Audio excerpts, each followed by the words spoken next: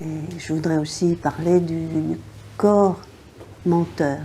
On dit couramment le corps ne sait pas mentir. C'est devenu une nouvelle chose que l'on dit. Le corps ne sait pas mentir. C'est une erreur. Le corps ment tant qu'il peut, constamment, non pas pour le plaisir de mentir, mais pour nous protéger. Il nous sert toute une série d'illusions. Par exemple, si vous vous mettez en tailleur. Vous vous mettez en tailleur, et puis vous commencez à faire grandir votre colonne vertébrale. C'est vrai qu'on allonge la colonne vertébrale et on grandit si on se met en tailleur. Mais à quel prix? On doit payer un raccourcissement très fort dans le bas du dos. Qu'est-ce que vous voyez? Vous voyez un trou, comme un trou qui se fait dans le bas du dos. Vous avez la région lombaire qui glisse, qui vient glisser sur le sacrum. Cette position en tailleur, qui est si fréquente et que nous prenons dans l'espoir de pouvoir grandir, par exemple, ou s'assouplir, ou je ne sais pas quoi encore, elle est en réalité perverse parce que elle ne fait que raccourcir le dos et le ventre est propulsé en avant. Et quoi qu'on fasse dans cette position, on ne peut pas faire de mouvement pour le ventre, on ne peut pas faire travailler le ventre. Il doit rester tout mou, poussé en avant. Et maintenant, voyons. Voilà, et à partir de là, on peut grandir, effectivement. À partir de là, on peut grandir, on s'appuie comme ça, et puis on peut grandir. Et puis, ça fait travailler le ventre. Alors, croire que parce que les mains sont plus hauts que la tête, on s'allonge, on se grandit, on se stretch, c'est malheureusement une erreur que Isabelle va se faire un plaisir de vous démontrer. Si on lève les bras avec les pouces, voilà, c'est ça, et qu'on essaie, malgré tous les efforts, de vouloir se poser au mur, ce qui voudrait dire qu'on est capable de s'allonger, eh bien non, c'est pas possible, c'est pas possible. Ça fait au contraire quelque chose qu'on voit parfaitement de profil, et où on voit que les épaules, les fesses ne sont pas sur le mur, bien que cette jeune femme soit particulièrement mince. Et voilà. Elle se raccourcit son dos, elle raccourcit son dos. Si on touche comme ça, on sent tous les muscles paravertébraux qui sont en boule, en train de se raccourcir. On croit couramment que se pencher en avant, c'est le comble du comble. Mais non, parce que le corps a une foule d'astuces. Si on ne peut pas se pencher en avant, il va sortir toute son artillerie de petites tricheries. Et puis on pourra se pencher en avant. Qu'est-ce qu'on aura gagné? Rien du tout. Que quelques courbatures dans le bas du dos. Alors, tu penches ta tête et tu te penches. Voilà. Voilà, ne va pas trop vite.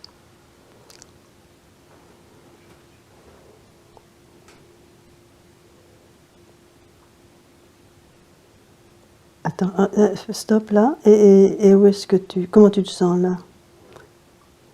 Je sens que je pars un peu vers mon pied gauche. C'est mon pied gauche qui me tient. Oui.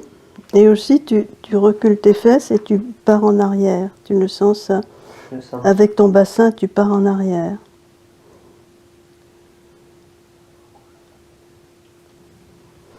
Tu pourrais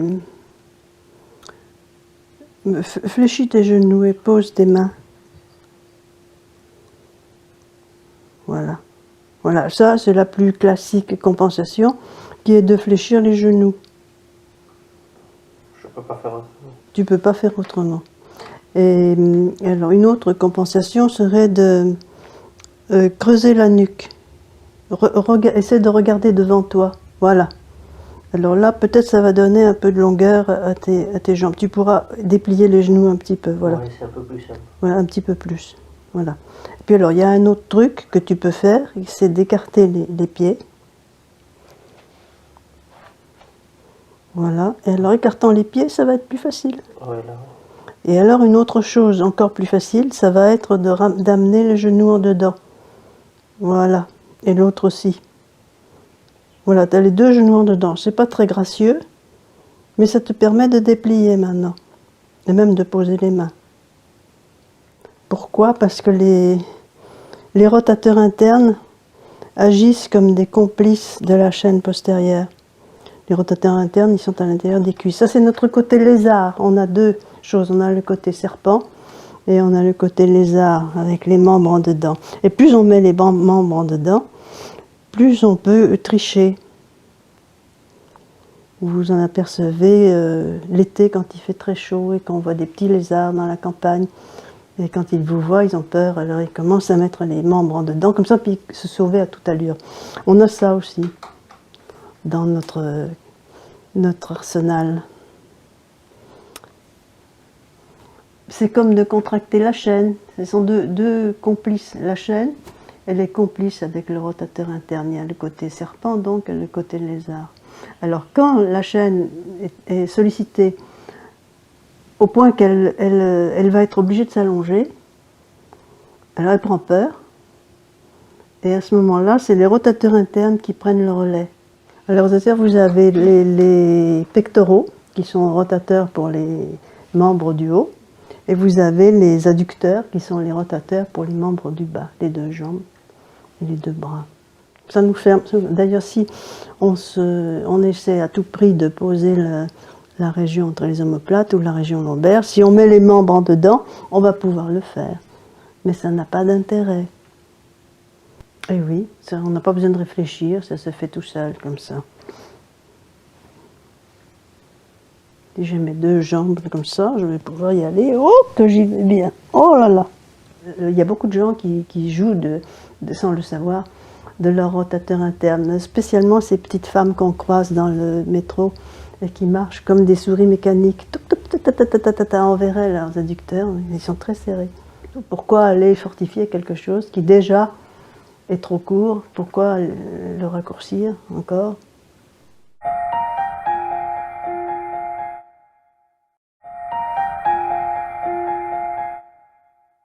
Vous tendez votre avant-bras droit, vous gratouillez la paume avec enthousiasme.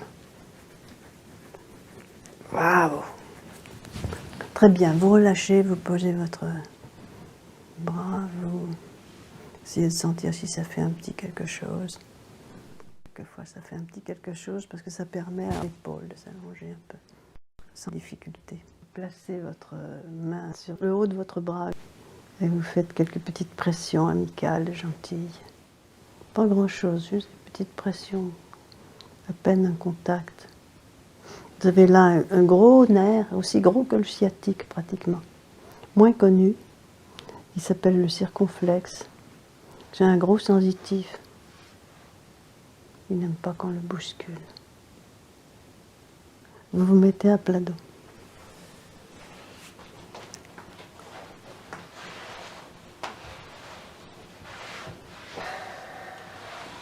Vous rapprochez vos talons. Vous fléchissez votre jambe droite, vous posez votre pied. Vous reprenez votre doudine et vous le malaxez dans votre paume, surtout dans votre paume. Vous essayez de faire joindre vos dents par la pointe, les mâchoires du haut, les mâchoires du bas, les deux incisives centrales. Vous essayez qu'elles se rejoignent par leur tranchant. Pour ça, c'est nécessaire d'avancer un tout petit peu le menton.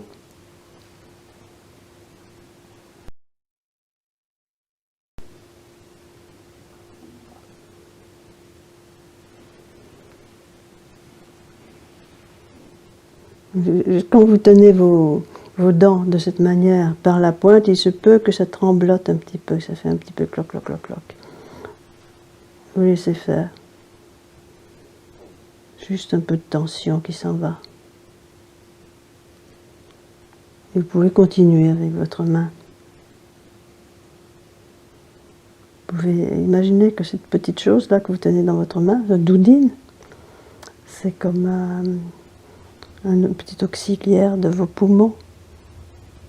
un petit poumon en plus qui se gonfle et qui se dégonfle.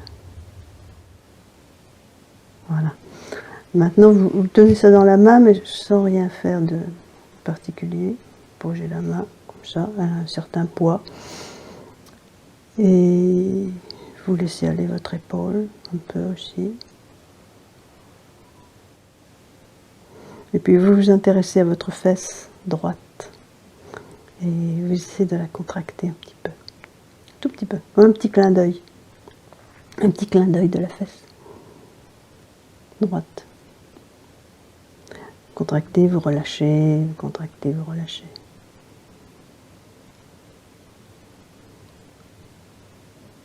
Sans vous donner beaucoup de peine. Petite chose.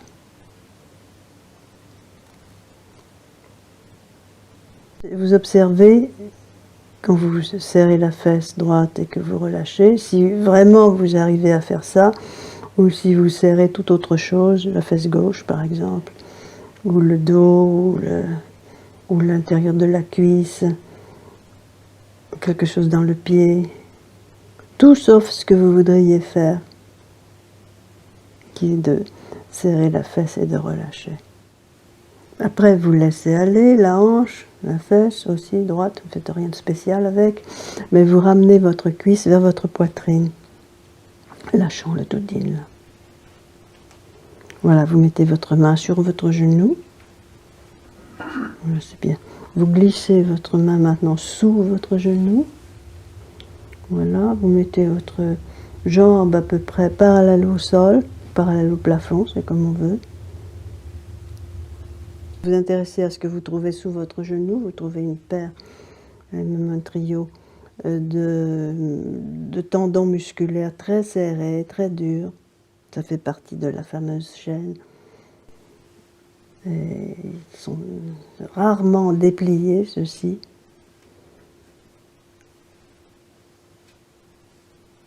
Et ils détiennent beaucoup, beaucoup de tension.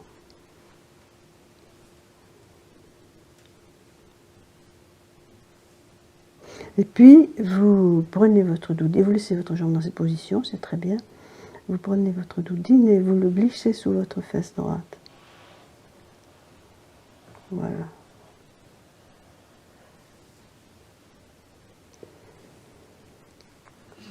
C'est bien.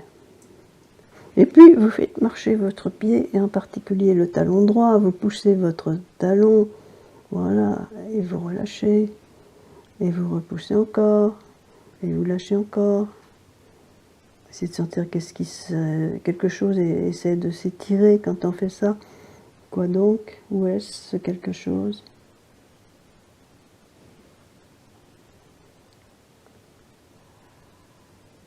Entre-temps, vous avez relâché votre bouche, votre langue et vos mâchoires.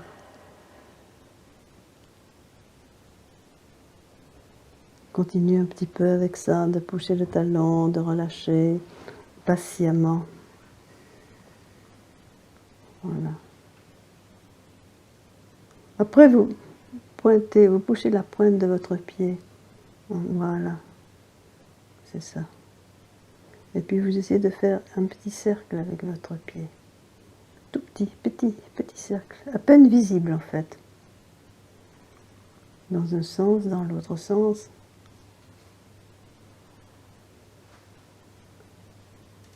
Encore dans le premier sens. Vous poussez votre talon.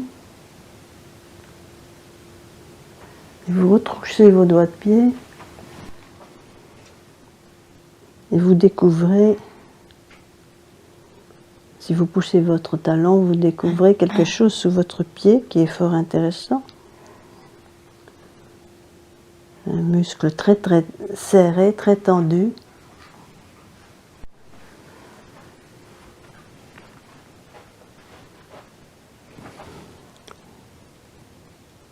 Voilà, c'est ça. Hein. C'est assez dur hein, pour qu'on sente que c'est ça. Et maintenant, vous essayez de placer votre plante de pied parallèle au plafond. Et puis, doucement, doucement, en maintenant avec votre main, Vous essayez de déplier, mais pas complètement. C'est pas un concours à celui qui déplie la jambe en premier et tout ça, ça c'est pas utile. Juste vous placez un tout petit peu comme ça suffit. Voilà, et puis vous pouvez fléchir vos doigts de pied, et allonger, fléchir, allonger, en vous concentrant sur ce fameux muscle-là qui a l'air de détenir beaucoup de pouvoir dans le pied, dans la jambe.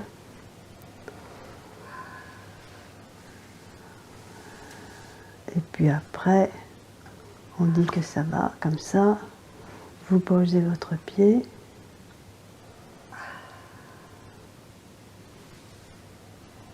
Voilà.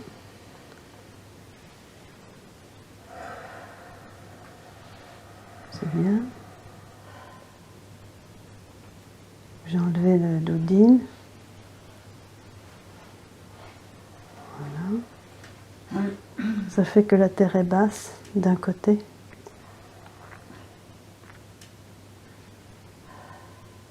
Vous pouvez fléchir votre jambe gauche. Vous pressez, vous serrez votre fesse droite. Vous serrez, lâchez, c'est ce que vous avez fait au début. Vous essayez de sentir comment vous faites, si c'est plus facile, si vous pouvez davantage trouver les muscles appropriés pour faire ça. Si ça obéit juste comme vous le voulez. Vous essayez avec le gauche aussi, vous pouvez comparer.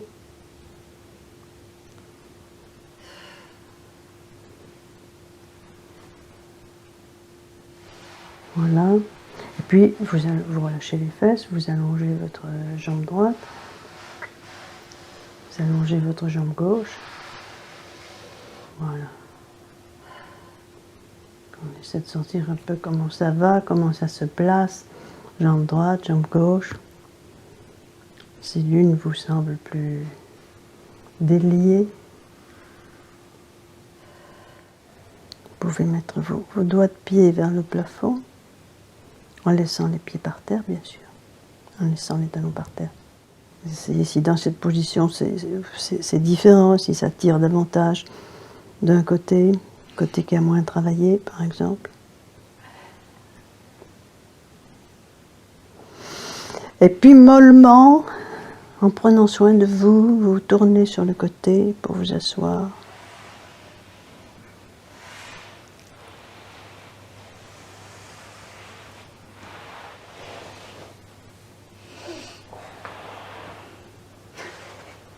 Alors on voit, qu'est-ce qu'on peut voir? Vous pouvez voir vos jambes quand elles sont allongées comme ça, si vos chevilles arrivent au même niveau, ou bien si vous avez une jambe qui semble plus longue que l'autre. Votre genou se déplierait mieux.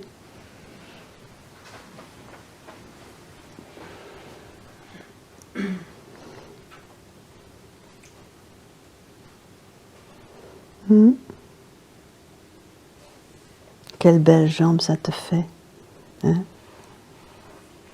On dit ça en français, ça fait une belle jambe.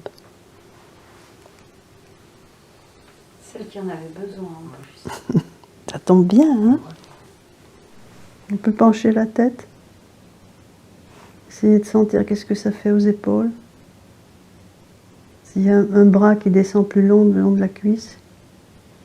Penchez les épaules maintenant, penchez au niveau des épaules.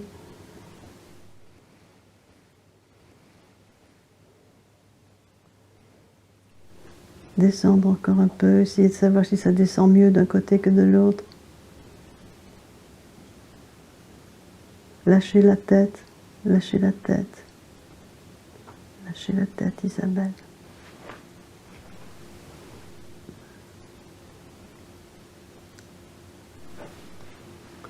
Fléchis un peu les genoux, Isabelle. Voilà. Voilà, essayez de lâcher la tête. Voilà. Il y en a une main qui atterrit avant l'autre. Posez les paumes. Fléchir les genoux. Oui, très bien. Nestor, un peu plus en avant. Oui, un petit peu plus encore. C'est plus facile si tu mets plus en avant. On essaie de savoir sur quelle main on se sent plus en sécurité.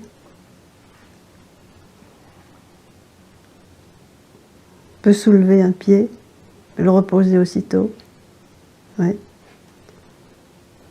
Peut poser l'autre pied, soulever l'autre pied, poser.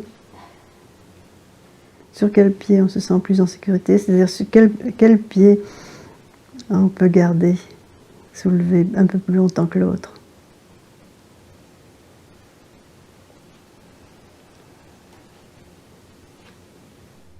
Et tu peux faire avec les mains aussi, Isabelle. Soulever une, poser.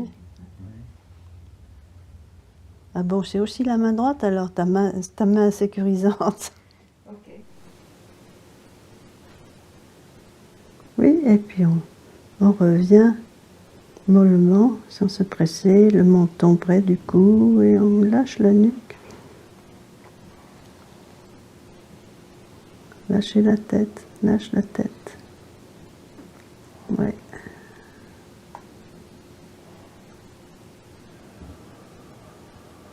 C'est bien, souffle, Nestor, c'est très bien.